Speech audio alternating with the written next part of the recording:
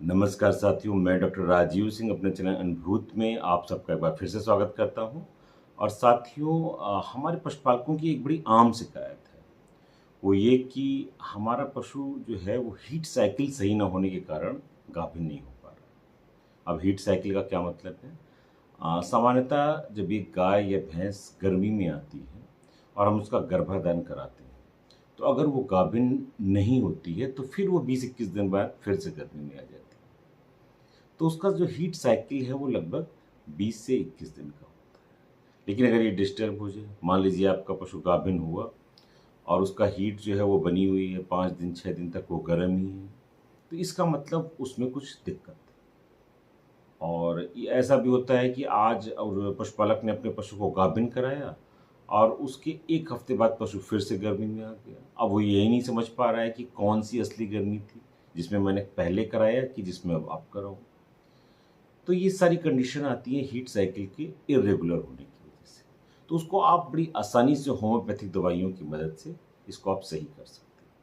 आइए जानते हैं इसके बारे में।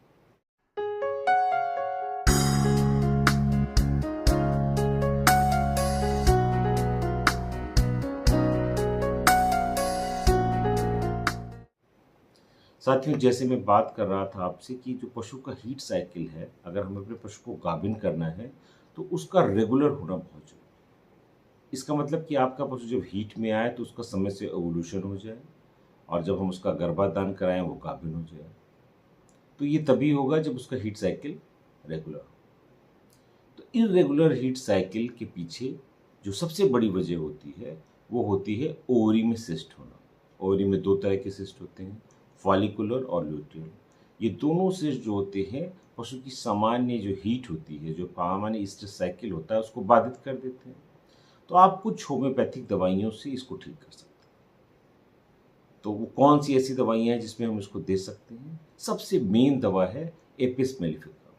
आप इस दवा को ज़रूर याद कर लें, लिख लें कि एपिस मेलिफिका हमें 200 पोटेंसी में लेनी है और इसकी 8 से 10 बूंद हमें पर डे देनी है, 3 हफ्ते तक। अगर हमने 21 दिन अपने पशु को ये दे दिया तो नॉर्मली कोई भी सिस्ट जो ओवरी में होता है वो इससे क्योर हो जाता है।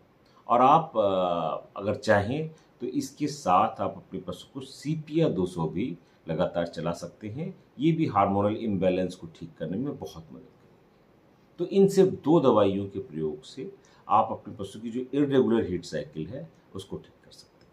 धन्यवाद साथी।